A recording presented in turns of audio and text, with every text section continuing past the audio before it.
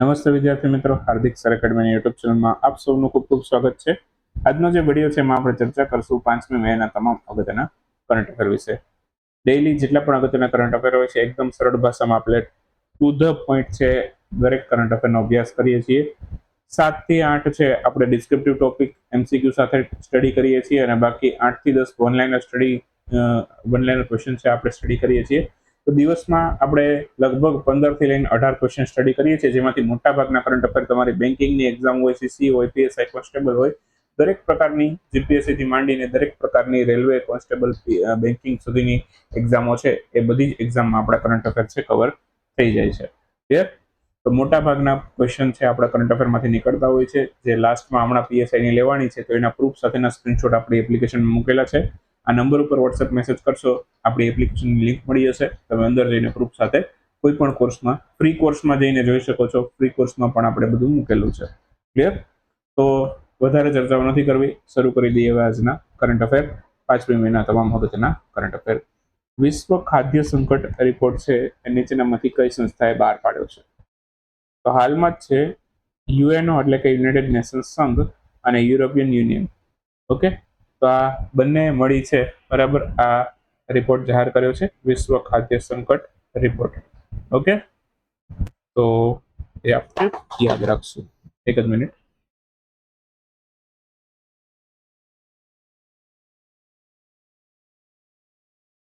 હવે થોડીક વાત આ રિપોર્ટ વિશે કરી લઈએ. તો આ રિપોર્ટ છે એના હેઠળ છે સૌથી વધારે ખાદ્ય અસુરક્ષિત દેશ કયો? તો એ છે નાઇજીરિયા. ઓકે, સૌથી વધારે ખાદ્ય અસુરક્ષા હોય તો એ નાઇજીરિયાની અંદર છે. આ રિપોર્ટ યુએનઓ અને યુરોપિયન યુનિયન બંને મળીને બહાર પાડ્યું છે. નાઇજીરિયા પછી ક્યાં છે? તો કે DRC, Democratic Republic Congo, Sudan, Yemen, આવા બધા દેશોનો સમાવેશ થાય છે. બીજો ક્રમ કોંગો, ત્રીજો ક્રમ સુડાન, ચોથો ક્રમ છે એ યમનનો છે. ઓકે, 2025ના ડેટા મુજબ છે 47 દેશોના આશરે ટોટલ કેટલા? તો કે 266 મિલિયન લોકો છે એ ગંભીર ખાદ્ય સંકટનો સામનો કરે છે. આ ક્વેશ્ચન પૂછી શકે કે ભાઈ 47 દેશોના કેટલા લોકો ખાદ્ય સંકટનો સામનો કરે છે? તો 266 મિલિયન. ઓકે, બાકી વાત કરીએ તો સુડાન જેવા દેશો છે જ્યાં ખાદ્ય સંકટને કારણે સૌથી વધારે વસ્તીનું વિસ્થાપન નોંધાયું છે. ઓકે, તો સૌથી વધારે વસ્તી વિસ્થાપન ખાદ્ય સંકટના કારણે કયા દેશમાંથી એવું પૂછે તો એ સુડાનમાં છે. ઓકે, સૌથી વધારે ખાદ્ય અસુરક્ષા ક્યાં છે? તો એ નાઇજીરિયાની અંદર છે. ઓકે, ટોચના 10 દેશોની યાદીમાં પાકિસ્તાનનો પણ સમાવેશ થયેલો છે ખાદ્ય સંકટ ધરાવતા દેશોની અંદર. ઓકે, આફ્રિકા ખંડનો સૌથી વધુ વસ્તી ધરાવતો દેશ એ નાઇજીરિયા છે. તો નાઇજીરિયાની વાત આવી છે, પહેલા સ્થાને છે, તો નાઇજીરિયાનું યાદ રાખજો. આફ્રિકાનો સૌથી વધુ વસ્તી ધરાવતો દેશ છે. પામ ઓઇલ કન્ટ્રી તરીકે પણ ઓળખાય છે. બાકી ભારતના ઓડિશા રાજ્યની અંદર આવેલું કાલાહાંડી અને બોલાંગીર તેમજ કોરાપુટ આ ત્રણેક એવા પ્રદેશો છે જ્યાં ખાદ્ય અસુરક્ષા માટે એ ભારતની અંદર જાણીતા છે. ઓકે, તો એ યાદ રાખીશું. રામકૃષ્ણ મિશન છે, આની સ્થાપના ક્યારે થઈ હતી? રામકૃષ્ણ મિશન છે બરાબર, એની સ્થાપના 1997માં થઈ હતી. તો આન્સર આવશે ઓપ્શન એ 1997. ક્લિયર? હાલમાં જ છે તો કે 1 મે 1897. ઓકે, હાલમાં જ રામકૃષ્ણ મિશનનો સ્થાપના દિવસ હતો. તો 1 મે 1897માં રામકૃષ્ણ મિશન છે એની શરૂઆત થઈ હતી. હિન્દુ ધાર્મિક આધ્યાત્મિક સંગઠન છે રામકૃષ્ણ મિશન. ઓકે, સ્વામી વિવેકાનંદ દ્વારા રામકૃષ્ણ મિશનની સ્થાપના કરવામાં આવી હતી. તો આ ઇતિહાસની દ્રષ્ટિએ પણ આ ક્વેશ્ચન અગત્યનો છે, કરંટ અફેરની દ્રષ્ટિએ પણ અગત્યનો છે. આવી જ ઘણી બધી સંસ્થાઓની સ્થાપના હું તમને યાદ રખાવું, એના સ્થાપક યાદ રખાવું. જેમ કે બ્રહ્મ સમાજ, એની સ્થાપના છે બરાબર 1828માં થઈ હતી. ક્યારે થઈ હતી? તો કે 1828માં. ઓકે, મેં અહીંયા ક્રમમાં એટલા માટે લખ્યા છે કે તમને યાદ રહી જાય. જેમ કે આ બ્રહ્મ સમાજ છે બરાબર એ 1828માં થઈ, એના પછી 1897. ઓકે, ક્રમમાં તો નથી. ઓકે, ચાલો, તો યાદ રાખજો. તો 1828ની અંદર છે બ્રહ્મ સમાજની સ્થાપના થઈ હતી. બ્રહ્મ સમાજ અથવા તો બ્રહ્મ સભા બંને કે તો એ કોણે સ્થાપી છે? તો કે રાજા રામમોહન રાય. બંને એક જ છે. ઓકે, એ યાદ રાખશું. બાકી આર્ય સમાજની સ્થાપના દયાનંદ સરસ્વતી કરી હતી. ક્યારે કરી હતી? તો કે 1875માં. ઓકે, બાકી વાત કરીએ તો સત્યશોધક સમાજ એ જ્યોતિરાવ ફૂલે દ્વારા સ્થાપવામાં આવી છે. ક્યારે? તો કે 1873માં. ઓકે, મહારાષ્ટ્રની અંદર સ્થાપવામાં આવી હતી. અહીંયા સત્યશોધક સમાજ છે એનો મુખ્ય ઉદ્દેશ શું હતો તો કે શૂદ્રો છે એને મુક્ત કરવાનો તેમજ ઉચ્ચ જાતિના મરાઠાઓ છે તેમના શોષણ રોકવાનો હતો. ઇન્ડિયન હોમ રૂલ સોસાયટી 1905માં લંડનમાં સ્થપાઈ હતી. એની સ્થાપના શ્યામજી કૃષ્ણ વર્માએ કરી છે. તો આ પણ યાદ રાખજો. આ ઘણું બધું છે જે આમાંથી યાદ રાખવાનું છે. આ ઇતિહાસની દ્રષ્ટિએ પણ અગત્યનું છે. ઓકે, અને બાકી જીકેની દ્રષ્ટિએ પણ અગત્યનું છે. ક્લિયર? એ યાદ રાખજો. ઇન્ટરનેશનલ મિડવાઇફ્સ ડે ક્યારે ઉજવેલો છે? 5 મેના રોજ ઇન્ટરનેશનલ મિડવાઇફ્સ ડે હોય છે. આજે મિડવાઇફ્સ ડે છે. તો ઇન્ટરનેશનલ મિડવાઇફ્સ ડે 5મી મેના રોજ 5th મેના રોજ ઉજવાય છે દર વર્ષે. તો મિડવાઇફ્સ કોને કહેવાય? જો સામાન્ય આપણે દવાખાનાની અંદર કોઈ પણ તાવ હોય, બીમારી હોય, તો એના માટે જે ફિમેલ નર્સ હોય એને આપણે નર્સ અથવા તો સિસ્ટર કહીએ છીએ. ઓકે, પણ જે ડિલિવરી પ્રેગ્નન્સી માટે જે પણ કાંઈ નર્સ રાખવામાં આવેલી હોય છે, બરાબર, એને કહેવાય મિડવાઇફ્સ. ઓકે, તો અહીંયા ઇન્ટરનેશનલ મિડવાઇફ્સ ડે WHO ઉજવેલો છે 5th મેના રોજ છે.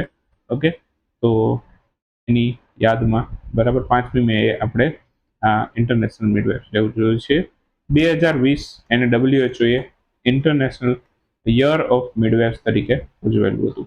1991માં સૌથી પહેલી વખત ઇન્ટરનેશનલ મિડવાઇફ્સ ડે ઉજવાયેલો છે અને 2026માં આની થીમ છે 1 મિલિયન મોર મિડવાઇફ્સ. ઓકે, 1 મિલિયન મોર મિડવાઇફ્સ, એટલે કે 10 લાખ જેટલી નવી મિડવાઇફ્સની જરૂર છે. ચાલો, મેહર બાબા પ્રતિયોગિતા 3નું આયોજન કોણે કર્યું છે? આ ભારતીય વાયુસેનાએ કરેલું છે. તો આન્સર આવશે ઓપ્શન બી. હાલમાં જ મેહર બાબા પ્રતિયોગિતા આ ભારતીય વાયુસેના દ્વારા આયોજિત કરવામાં આવે છે. એનો મેહર બાબા પ્રતિયોગિતા 3 નામ આપેલું છે ટાઇટલ એને. ઓકે, ડ્રોન આધારિત રડાર સિસ્ટમ વિકસાવવી એ આનો મુખ્ય હેતુ છે. શું છે? ડ્રોન આધારિત રડાર સિસ્ટમ વિકસાવવી એ એનો મુખ્ય હેતુ છે. ઓકે, પ્રોજેક્ટનો દ્વારા છે આ ઉદ્યોગ, સ્ટાર્ટઅપ, શૈક્ષણિક સંસ્થા અને સંશોધન સંસ્થા આ બધા છે. ઓકે, એને ડ્રોન ટેકનોલોજીમાં મદદ કરવામાં આવશે. ઓકે, બાકી રડાર સિસ્ટમ છે એનો ઉપયોગ હવાઈ હુમલાની દેખરેખ નિગરાણી રાખવા માટે કરવામાં આવશે. ઓકે, મેહર બાબાની વાત કરીએ તો એ ભારતીય વાયુસેનાના પ્રથમ એવા ઓફિસર હતા કે જેમને મહાવીર ચક્ર મળ્યું હતું. ઓકે, મહાવીર ચક્ર પુરસ્કાર એમને મળેલો હતો. ઓકે, અને ભારતીય વાયુસેનાના પ્રથમ એવા ઓફિસર હતા કે જેમને પુરસ્કાર મળેલો હતો. શાંતિ સમયે આપવામાં આવતો સૌથી સર્વોચ્ચ વીરતા પુરસ્કારની વાત કરીએ તો એ અશોક ચક્ર છે. એ શુભાંશુ શુક્લાને આ વર્ષે મળ્યો છે 2026માં. અને યુદ્ધ સમયે આપવામાં આવતા સૌથી ટોચના વીરતા પુરસ્કારની વાત કરીએ તો પરમવીર ચક્ર છે. ત્યારબાદ બીજો આવે છે એનું નામ છે મહાવીર ચક્ર. ઓકે, અને એના પછી આવેલું નામ છે વીર ચક્ર. ક્લિયર? એ 3rd નંબરનો છે. એવી જ રીતે અહીંયા અશોક ચક્ર ટોચનો છે શાંતિ સમયનો. ઓકે, એના પછી કીર્તિ ચક્ર આવે ને એના પછી આવે શૌર્ય ચક્ર. ક્લિયર? હા, યાદ રાખી લેજો. પક્ષ પલટા વિરોધી કાયદો ચર્ચાનો વિષય બન્યો છે. પક્ષ પલટા વિરોધી અંગેની જોગવાઈ ભારતના બંધારણની કઈ અનુસૂચિમાં કરેલી છે? તો પક્ષ પલટાની જોગવાઈ છે અનુસૂચિ નંબર 10માં કરેલી છે. તો આન્સર આવશે અનુસૂચિ 10. ક્લિયર? તો હાલમાં જ છે આમ આદમી પાર્ટી. ઓકે, આમ આદમી પાર્ટી, ઓકે, એના ટોટલ 7 સાંસદો છે એમણે પક્ષ બદલાવી છે. ઓકે, હવે અહીંયા નોર્મલી છે પક્ષ પલટા વિરોધી કાયદો શું કહે છે પહેલા તો એ સમજીએ. કોઈ એક વ્યક્તિ છે, બરાબર, એ પોતાની પાર્ટી બદલી અને બીજી પાર્ટીમાં જતો રહે. જેમ કે અહીંયા આમ આદમી પાર્ટીના રાઘવ ચડ્ડા છે, એ સિંગલ એકલા ગયા હોત બીજેપીની અંદર જોડાવા માટે, તો એમની જે રાજ્યસભાની સંસદની સભ્યતા છે, બરાબર, સાંસદની સભ્યતા એ રદ થઈ જાત. બરાબર, પણ અહીંયા એમણે શું કર્યું? આમ આદમી પાર્ટીના 7 મેમ્બર, બરાબર, 7 મેમ્બરને લઈ અને બીજેપીમાં જોઈન થઈ ગયા. તો કોઈ પણ પાર્ટીના 2/3 અથવા તો તેનાથી વધારે મેમ્બર છે, ઓકે, એ પોતાનો પક્ષ બદલી અને બીજી પાર્ટીમાં જોડાય તો એમને આ રૂલ છે લાગુ નથી થતો.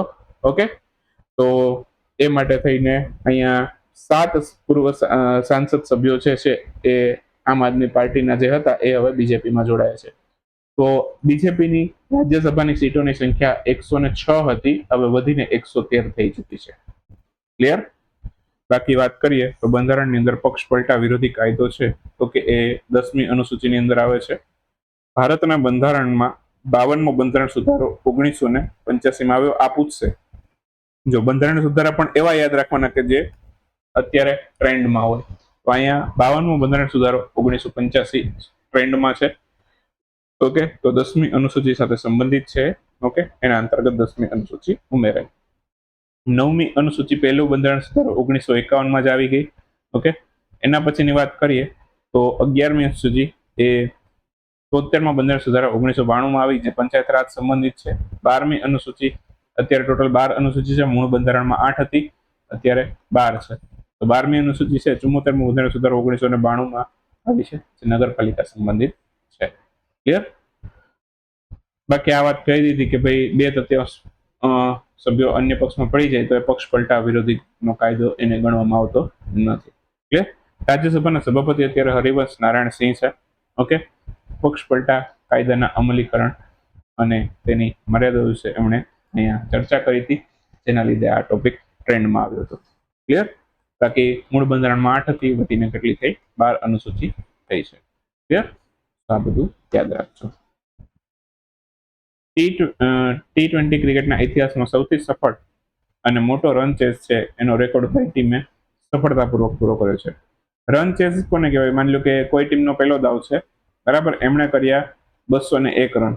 ઓકે, તો રન ચેઝ એનો શું થયું? તો કે ટાર્ગેટ જે મળે એને કહેવાય 202, એને કહેવાય રન ચેઝ. ક્લિયર? તો અહીંયા સૌથી મોટો રન ચેઝનો રેકોર્ડ છે એ કઈ ટીમે સફળતાપૂર્વક પૂરો કર્યો છે? આ કિંગ્સ 11 પંજાબે પૂરો કર્યો છે. ઓપ્શન બી જવાબ છે. તો હાલમાં જ ટી20 ઇતિહાસમાં સૌથી સફળ અને મોટો રન ચેઝ છે એનો રેકોર્ડ કિંગ્સ 11 પંજાબે પૂરો કર્યો છે. 265 રનનો ટાર્ગેટ એમણે સફળતાપૂર્વક ચેઝ કરી અને અહીંયા ઐતિહાસિક સિદ્ધિ મેળવી છે. દિલ્હી કેપિટલ્સ વિરુદ્ધ એમણે આ કર્યો છે. કિંગ્સ 11 પંજાબ છે એના કેપ્ટન શ્રેયસ અય્યર છે, એમને પણ યાદ રાખીશું. આઈપીએલના ઇતિહાસમાં સૌથી વધારે વખત 5 વખત ટાઇટલ જીતવાનો રેકોર્ડ એ મુંબઈ ઇન્ડિયન અને ચેન્નઈ સુપર કિંગના નામે છે. એમઆઈ અને સીએસકે બંને 5 વખત જીતી લીધી છે. આ વખતે કોણ જીતે એ પછી જોશું. પણ 2008માં સૌથી પહેલી જે ટીમ હતી રાજસ્થાન રોયલ, એમણે સૌથી પહેલી વખત ટુર્નામેન્ટનું ટાઇટલ જીતેલું હતું. ક્લિયર? 2026ના ડેટા પ્રમાણે સૌથી મોંઘા ખેલાડી કેમરૂન ગ્રીન બન્યા છે. 2026ના સૌથી મોંઘા ખેલાડી છે, ઓકે, કેમરૂન ગ્રીન. આઈપીએલમાં કેએલ રાહુલ છે એ સૌથી વધુ રન બનાવનાર ખેલાડી બન્યા છે. ઓકે, કોઈ પણ મેચની અંદર સૌથી વધારે રન બનાવ્યા હોય, ઓકે, તો એ કેએલ રાહુલે બનાવે છે. ટોટલ 152 રન બનાવે છે. ઓકે, આ 265 રનની મેચમાં જ એમણે લગભગ આ સિદ્ધિ મેળવી છે. ઓકે, 152 તો આમના છે, બરાબર. કેએલ રાહુલ તો કોઈ પણ એક મેચની અંદર સૌથી વધારે રન બનાવ્યા હોય તો એમાં કેએલ રાહુલનું નામ છે. 252 રન એમણે બનાવેલા છે. ભારતના પ્રથમ એનોડ મટીરિયલ પ્લાન્ટની શરૂઆત છે કયા રાજ્યમાં કરવામાં આવેલી છે? તો ભારતનો સૌથી પહેલો એનોડ મટીરિયલ પ્લાન્ટ છે, બરાબર, એ પશ્ચિમ બંગાળમાં સ્થપાયો છે. તો આન્સર આવશે ઓપ્શન બી, પશ્ચિમ બંગાળ. હાલમાં જ હિમાદ્રી સ્પેશિયાલિટી કેમિકલ એમના દ્વારા આ પ્રથમ એનોડ મટીરિયલ પ્લાન્ટ છે પશ્ચિમ બંગાળની અંદર સ્થાપવામાં આવ્યો છે. પશ્ચિમ બંગાળમાં કઈ જગ્યાએ? તો કે હુગલી ખાતે છે સ્થાપ્યો છે. ઓકે, તો એ યાદ રાખજો. એક હુબલી પણ છે કન્ફ્યુઝન પોઈન્ટ માટે. ઓકે, હુબલી કર્ણાટકની અંદર આવેલું એક રેલવે સ્ટેશન છે, જે સૌથી લાંબુ ભારતનું રેલવે સ્ટેશન છે. 1.5 કિલોમીટર જેટલી એની લંબાઈ છે રેલવે સ્ટેશનની, તો સૌથી લાંબુ રેલવે સ્ટેશન છે. અહીંયા હુગલીની વાત છે, ઓલું હુબલી છે, બરાબર, એ યાદ રાખજો. ઓકે, બાકી વાર્ષિક આ પ્લાન્ટની ઉત્પાદન ક્ષમતા છે 200 મિલિયન ટન રહેવાની છે. ઓકે, આ એનોડ મટીરિયલનો મુખ્ય ઉપયોગ છે ક્યાં થવાનો છે? તો કે લિથિયમ આયન બેટરીની અંદર બનાવવા માટે થશે. ઇલેક્ટ્રિક વાહનોની અંદર વપરાશે. ઓકે, બાકી બેટરીના પ્લાન્ટની અંદર બેટરીના બે મુખ્ય ભાગો હોય, એનોડ કેથોડ. તો એના ટેકનિકલ પાસાઓ છે એના ઉપર અહીંયા ધ્યાન કેન્દ્રિત કરેલું છે. ઓકે, એક વાક્યના ક્વેશ્ચનો ફટાફટ જોઈએ તો અશ્વિની વૈષ્ણવ એમણે કયા સ્થળેથી ગૂગલ ક્લાઉડ ઇન્ડિયા એઆઈ હબની આધારશિલા રાખી છે? તો આંધ્રપ્રદેશના વિશાખાપટ્ટનમ ખાતેથી એમણે રાખી છે. હાલમાં જ આફ્રિકાના કયા દેશની અંદર છે મહારાજા રણજીતસિંહજીની પ્રતિમાનું અનાવરણ કરવામાં આવ્યું છે? તો આ મલાવી ખાતેથી કરવામાં આવ્યું છે. 1 ગીગાવોટના high scale AI data center છે એને કયા શહેરમાં સ્થાપવામાં આવ્યું છે? તો આંધ્રપ્રદેશના વિશાખાપટ્ટનમમાં સ્થાપવામાં આવ્યું છે. ઓકે, એઆઈ ડેટા સેન્ટર 1 ગીગાવોટનું હાઈ સ્કેલ ઉપર આંધ્રપ્રદેશના વિશાખાપટ્ટનમમાં એ પણ સ્થપાયું છે. હાલમાં જ કાહિરામાં આયોજિત કરવામાં આવેલો એ ISSF junior shooting world cup 2026 એમાં કયા દેશે પ્રથમ સ્થાન પ્રાપ્ત કર્યું છે? તો આ ભારતે પ્રાપ્ત કર્યું છે. તો ઇજિપ્તનો કાયરો, બરાબર, ઇજિપ્તની અંદર આયોજન થયું કાયરા. અખિલ ભારતીય આયુર્વિજ્ઞાન સંસ્થા નવી દિલ્હી, એમણે એડિશનલ નિદેશક તરીકે કોની નિયુક્તિ કરી છે? તો નિખિલ ટંડન એડિશનલ નિયુક્ત કર્યા છે. હાલમાં જ મુંબઈ ખાતે પ્રતિષ્ઠિત business reform of the year 2025ના પુરસ્કારથી કયા મુખ્યમંત્રી સન્માનિત કરેલા છે? તો એન ચંદ્રબાબુ નાયડુને સન્માનિત કરેલા છે. હાલમાં જ જાહેર કરાયેલા સિપરી 2025 રિપોર્ટ અનુસાર ડિફેન્સ ખર્ચની બાબતમાં કયો દેશ છે પ્રથમ ક્રમ પર રહ્યો છે? તો આ અમેરિકા છે, પ્રથમ સ્થાન પર રહેલો છે. હાલમાં જ કયા યુરોપીય દેશ છે એમણે લિથિયમ ઉત્પાદન છે એની પૂરી ચેન સ્થાપિત કરી છે? તો લિથિયમ ઉત્પાદનની પૂરી ચેન ફિનલેન્ડે સ્થાપિત કરી છે. ભારતીય સેના દ્વારા અભ્યાસ પ્રગતિ એનું સૌથી પહેલું સંસ્કરણ કયા સ્થળે યોજાયું છે? આ મેઘાલયમાં યોજ્યું છે. શક્ય હશે તો થોડુંક આને ડિટેલમાં આવનારા વિડીયોની અંદર લેશું, 1-2 દિવસ પછી પણ લઈએ, કોઈ વાંધો નહીં. ચલો. કોકા-કોલા ઇન્ડિયા એમણે કયા રાજ્યની સરકાર સાથે ભાગીદારી કરી છે? તો આ યુપીની સરકાર સાથે ભાગીદારી કરી છે. આન્સર આવશે ઉત્તર પ્રદેશ. ભારતની પહેલી ટ્રાન્સજેન્ડર ક્રિકેટ એમ્પાયર કોણ બની છે? તો રીતિકા શ્રી સૌથી પહેલી ભારતની ક્રિકેટ ટ્રાન્સજેન્ડર મહિલા એમ્પાયર બની છે. તો બસ આ સાથે 5મી મેના વિડીયોને સમાપ્ત કરીએ. મળશું 6ઠ્ઠી મેના વિડીયોમાં. ત્યાં સુધી રજા લેશું.